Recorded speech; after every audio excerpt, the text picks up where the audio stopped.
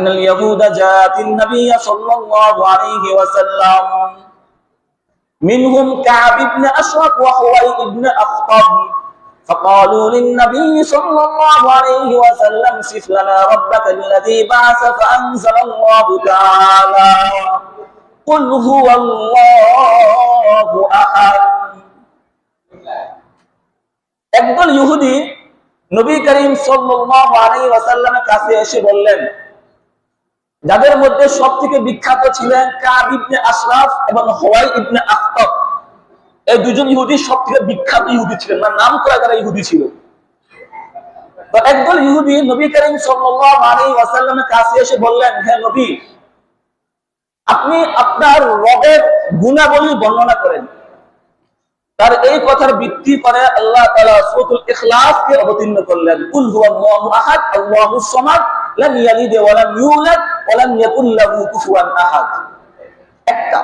দুই নম্বর, আন্নাল মুশরিকিনা জাআতিন নবী সাল্লাল্লাহু আলাইহি ওয়াসাল্লাম উনসুব লানা রাব্বাকাল্লাযী বাআসা ফাআনজালাল্লাহু তাআলা কুল হুয়াল্লাহু আহাদ আল্লাহুস সামাদ। একদল মুশরিক নবী করিম সাল্লাল্লাহু আলাইহি ওয়াসাল্লামের কাছে এসে বললেন, হে নবী, আপনি আপনার রবের বংশাবলী বংশ পরিচয় বর্ণনা করেন। এই কথার ভিত্তিতে আল্লাহ তাআলা সূরাতুল ইখলাসকে অবতীর্ণ করলেন। তিন নম্বর, আন্না আরাবিয়ান জাআ ইলা নবী সাল্লাল্লাহু আলাইহি ওয়াসাল্লাম উনসুব লানা রাব্বাকাল্লাযী বাআসা ফাআনজালাল্লাহু তাআলা কুল হুয়াল্লাহু আহাদ। একজন গ্রাম্য ব্যক্তি নবী করিম সাল্লাল্লাহু আলাইহি ওয়াসাল্লামের কাছে এসে বললেন, হে নবী, আপনি আপনার রবের বংশাবলী বর্ণনা করেন। এই কথার ভিত্তিতে আল্লাহ তাআলা সূরাতুল ইখলাসকে অবতীর্ণ করলেন। 4, আরবের কুরাইশ বংশরা নবী করিম সাল্লাল্লাহু আলাইহি ওয়াসাল্লামকে বললেন, হে নবী, আপনি আপনার রবের বংশাবলী বর্ণনা করেন। এই কুরাইশদের কথার উপর ভিত্তি করে আল্লাহ তাআলা সূরাতুল ইখলাসকে অবতীর্ণ করলেন। মোট 4টা পাওয়া যায় সূরা ইখলাস অবতীর্ণ হওয়া, তার শানুযুল হওয়ার কারণ। আরেকটা বর্ণনা পাওয়া যায় যে রাসূল সাল্লাল্লাহু আলাইহি ওয়াসাল্লাম যখন মক্কার কাফের এবং মুশরিকদেরকে লা ইলাহা ইল্লাল্লাহ কালিমার দাওয়াত দিতেন, তখন মক্কার কাফের এবং মুশরিকরা বলল, হে মুহাম্মদ, তুমি কোন খোদার দাওয়াত দাও? আমরা তো এক খোদা জানি, তোমার খোদা কোনটা? তখন আল্লাহ তাআলা সেই খোদার পরিচয় দেওয়ার জন্য আল্লাহ তাআলা সূরাতুল ইখলাসকে অবতীর্ণ করলেন। তাহলে আমরা বুঝতে পারলাম সূরা ইখলাস অবতীর্ণ হওয়ার কয়েকটি কারণ। এক নম্বর হচ্ছে, ইহুদিরা নবীর কাছে আসলেন, এসে বললেন যে তোমার রবের গুণাবলী বর্ণনা করো। সেই ভিত্তিতে মুশরিকরা নবী করিম সাল্লাল্লাহু আলাইহি ওয়াসাল্লামের কাছে এসে বললেন, তোমার রবের বংশাবলী বর্ণনা করো। 3 নম্বর, একজন গ্রাম্য ব্যক্তি নবী করিম সাল্লাল্লাহু আলাইহি ওয়াসাল্লামের কাছে এসে বললেন, তোমার বংশাবলী বর্ণনা করো। 4 নম্বর, কুরাইশরা বলল, হে নবী, হে মুহাম্মদ, তোমার রবের বংশাবলী বর্ণনা করো। এই 4টা 5টা কথার উপর ভিত্তি করে আল্লাহ তাআলা সূরাতুল ইখলাস নামক এত পাওয়ারফুল একটা সূরা অবতীর্ণ করলেন। যাই হোক, আমরা বুঝতে পারলাম সূরা ইখলাস অবতীর্ণ হওয়ার কারণ। এবার আসুন সূরা ইখলাসের অনুবাদ, সরল অনুবাদ। আল্লাহ বলেন নবীকে, কুল, হে নবী আপনি বলেন। কি বলবেন?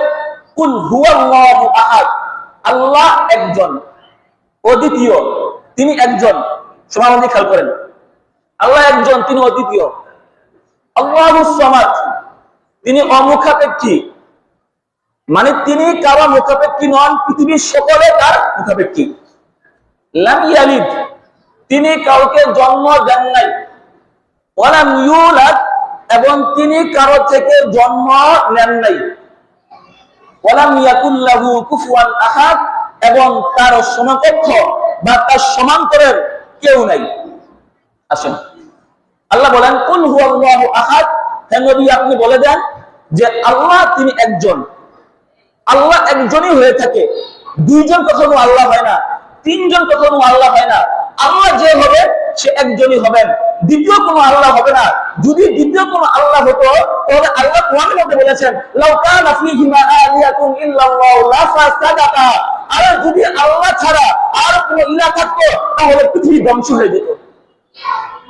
কারণ এক আল্লাহ বলতো যে বর্তমানে এখন বৃষ্টির প্রয়োজন, আরেক আল্লাহ বলতো না এখন বৃষ্টির প্রয়োজন নাই, এক আল্লাহ বলতো না বর্তমানে এখন রোদের প্রয়োজন, আরেক আল্লাহ বলতো না এখন বর্তমানে রোদের প্রয়োজন নাই। এই দুইজন ঝগড়া লেগে পৃথিবী ধ্বংস হয়ে যায় প্রতিদিনই। কিন্তু আল্লাহ তাআলা একজন, এটা মনে রাখতে হবে, আল্লাহ তাআলা একজন, আল্লাহ একজন। ফেরাউন যে নিজেকে খোদা হিসেবে দাবি করেছিল, সে বলেছিল ফাকালা আনা রাব্বুকুমুল আ'লা, আমি তোমার খোদারও খোদা, সে এমনটা বলেছিল। কিন্তু দেখেন যে নিজেকে খোদা হিসেবে দাবি করছে, আজকে তার অবস্থা, তার পরিণতি কি দেখেন, আজকে কি অবস্থা তার। তাকে নিয়ে আজকে সার্কাস দেখানো হয়, সার্কাস। ফেরাউনকে নিয়ে আজকে সার্কাস দেখানো হয় মিশর জাদুঘরের মধ্যে, যদি তার সত্যের তার লাশ হয়ে থাকে। যে ফেরাউন মানুষ দেখতে আসে, সে কেমন খোদা, যাকে মানুষ দেখতে আসে, যার হাত পা ধরে না, যার মুখে কথা বলতে পারে না, সে কেমন খোদা। সে বলেছিল ফাকাল আনা রাব্বুকুমুল আ'লা, হে মুহাম্মদ আমি তোমার, হে মক্কা মদিনাবাসী আমি তোদের খোদারও খোদা।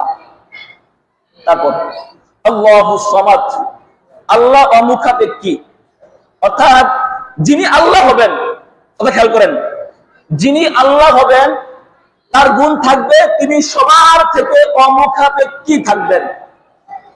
যে মুখাপেক্ষী হবে সে কখনো আল্লাহ হতে পারে না। আল্লাহর গুণ এটাই যে আল্লাহ হবে তার অবশ্যই অন্য সবার থেকে মুখাপেক্ষী হতে হবে। একটা ইঞ্চির জন্য বা একটা সময়ের জন্য কারো প্রতি সে মুখাপেক্ষী হতে পারবে না। এটাই হচ্ছে আল্লাহ তাআলার গুণ। এবং যারা ফেরাউন, যারা যে ব্যক্তিরা নিজেকে খোদা বলে দাবি করে, তারা দেখেন তো তারা অবশ্যই কারো থেকে জন্মগ্রহণ করেছে, হয়তো কাউকে জন্ম দিয়েছে, হয়তো সে কারো মুখাপেক্ষী, হয়তো তার মতো আরেকজন আছে। না না না না, আল্লাহ যে হবেন তিনি একজনই হবেন, তিনি সবার থেকে অমুখাপেক্ষী হবেন, এবং তিনি কাউকে জন্ম দিবেন না, এবং তিনি কারো থেকে জন্ম দিবেন না, তিনি হচ্ছে আমার রব। এটাই হচ্ছে আল্লাহ, এটাই হচ্ছে আল্লাহ। তারপর আল্লাহ বলেন লাম ইয়ালিদ ওয়া লাম ইউলাদ, এবং তিনি কাউকে জন্ম দেন নাই এবং তিনি কারো থেকে জন্ম নেন নাই। তার মানে বোঝা গেল যে ব্যক্তি আল্লাহ হবেন, যে খোদা হবেন, তিনি কারো থেকে জন্ম নিতে পারবে না এবং তিনি কাউকে জন্ম দিতেও পারবে না। এটা হচ্ছে খোদাই সিফত, খোদাই গুণ। যে না, খোদা যে হবে, খোদার মধ্যে যার গুণ থাকবে, ও তার ব্যক্তি কাউকে জন্ম দিতে পারবে না এবং কাউকে জন্ম দিতেও পারবে না। এটাই হচ্ছে খোদার গুণ। ওয়ালাম ইয়াকুল লাহু কুফুয়ান আহাদ, এবং যে ব্যক্তি খোদা হবে তার সমকক্ষ, তার সমান্তরালে কেউ হতে পারবে না। মনে রাখবেন, যার সমান্তরালে কেউ হয় সে কখনো খোদা হতে পারে না। দেখবেন পৃথিবীর মধ্যে একটা স্কেল আছে যে বর্তমানে বড়লোকের ব্যক্তি হচ্ছে ওই ব্যক্তি, বা বিল গেটস বা মার্ক জুকারবার্গ। দেখেন ওই ব্যক্তিরা যদিও এক নম্বর হয়ে থাকে, 1 বছর পরে বা 2 বছর পরে কিন্তু নাম্বার সিটা পরিবর্তন হয়ে যায়। তার মানে সে কখনো সমান্তরাল থাকতে পারবে না। আর যে খোদা হবে সে সব সময় সমান্তরাল থাকবে। এটাই হচ্ছে খোদার গুণ। ওয়ালাম ইয়াকুল লাহু কুফুয়ান আহাদ।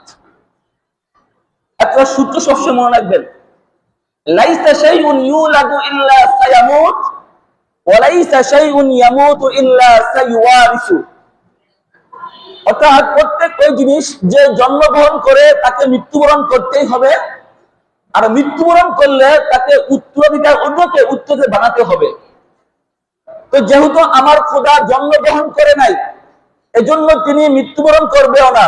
যেহেতু তিনি মৃত্যুবরণ করবেও না, এই জন্য তিনি কাউকে উত্তরাধিকার বানাবেন না, এজন্য তিনি খোদা।